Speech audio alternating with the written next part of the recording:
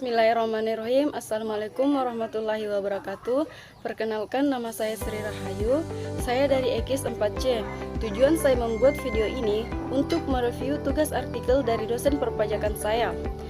Adapun yang akan saya review dalam video ini, yang pertama adalah judul, kedua adalah penulis, dan yang ketiga pempublikasian, yang keempat metode penelitian, yang kelima hasil dan kesimpulan materi, yang keenam materi perkuliahan mana yang berkaitan, dan paling terakhir yang ketujuh kaitannya dengan materi apakah sesuai atau bertentangan. Baik, saya akan mereview yang pertama adalah judul. Artikel ini berjudul Pengetahuan Pajak, Kesadaran Pajak, dan Sanksi Pajak terhadap Kepatuhan Wajib Pajak Orang Pribadi yang Melakukan Kegiatan Usaha. Dan yang kedua adalah penulis. Penulisnya adalah Sendi Ayu Kurniawati. Dan yang ketiga adalah pempublikasian. Artikel ini dipublikasikan di internet, yaitu di Google. Yang keempat adalah metode penelitian.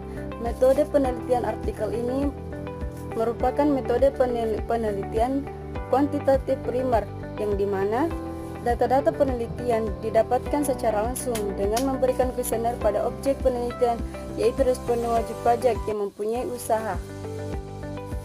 Dan yang kelima adalah hasil dan kesimpulan materi. Dan yang akan saya jelaskan yang pertama adalah hasil dari artikel tersebut. Salah satu sumber penerimaan dan pendapatan negara adalah pajak. Pajak tersebut digunakan oleh negara untuk mendorong pembiayaan pembangunan negara. Maka dari itu diperlukan peningkatan penerimaan pajak dari wajib pajak, baik itu badan atau pribadi. Namun dalam hal upaya peningkatan penerimaan pajak masih sangat kurang. Menurut Octavin, pemerintah harus bisa mengelola setiap pendapatan, baik itu untuk gaji pegawai pemerintah, berbagai macam subsidi, dan pembangunan negara. Untuk mencapai itu semua, diperlukan peran aktif dari masyarakat dan upaya-upaya pemerintah untuk bisa mencapai target pembangunan. Dan saya di sini juga akan menjelaskan apa yang dimaksud dengan kepatuhan wajib pajak. Definisi kepatuhan wajib pajak yang sesuai menurut Timbul dan Imam adalah kepatuhan sukarela atau voluntary tax compliance. Kepatuhan sukarela adalah mencakup tingkatan kesadaran untuk tunduk terhadap peraturan perpajakan dan sekaligus terdapat administrasi pajak yang berlaku tanpa perlu disertai dengan aktivitas tindakan dari otoritas pajak sebelumnya. Definisi kepatuhan menurut Tiana adalah motivasi seseorang, kelompok, atau organisasi untuk membuat sesuai dengan aturan yang ditetapkan. Kepatuhan pada peraturan pajak ini dilakukan oleh wajib pajak dalam membayar pajak untuk negara yang dilakukan secara sukarela. Dan yang kedua adalah pengetahuan perpajakan. Pajak juga merupakan suatu bentuk transfer pendapatan dari sektor warga negara kepada negara dengan ketentuan yang dibuat berdasarkan undang-undang yang dapat dipaksakan dan dipergunakan untuk kepentingan negara. Dalam perspektif sistem pemungutan self-assessment, wajib pajak sendiri memberikan kepercayaan penuh dalam memperhitungkan, membayar, dan melapor pajaknya. Dari kepercayaan inilah wajib pajak dituntut untuk patuh pada pajak, dan hal ini mengharuskan wajib pajak untuk paham dan mengetahui bagaimana sistem pajak yang berlaku, ketentuan pajak yang berlaku, manfaat pajak, dan lain sebagainya.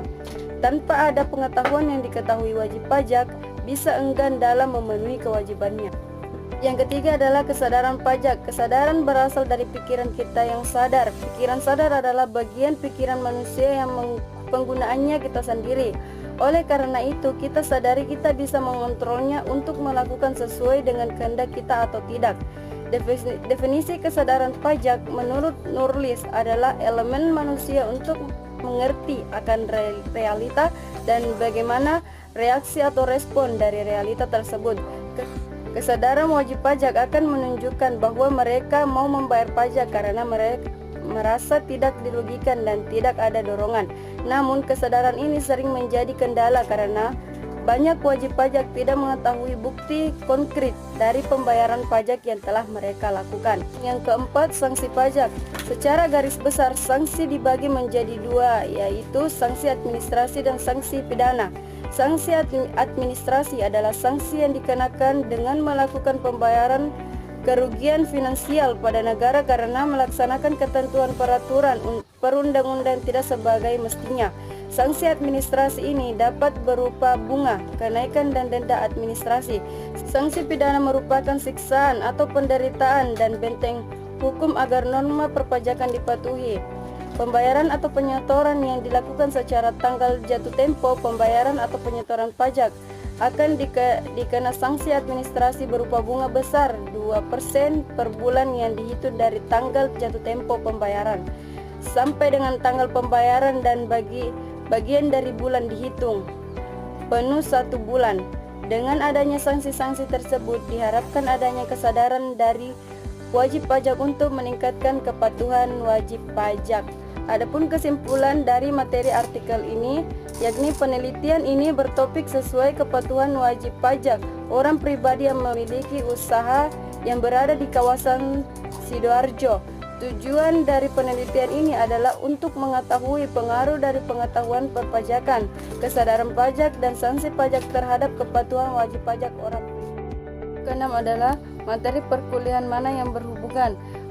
Menurut saya, materi tersebut berkaitan dengan materi makalah kelompok 4 yang dimana pembahasannya yaitu pemeriksaan pajak dan ketetapan pajak. Dan adapun poin yang ketujuh atau yang terakhir yaitu kaitannya dengan materi apakah sesuai atau bertentangan.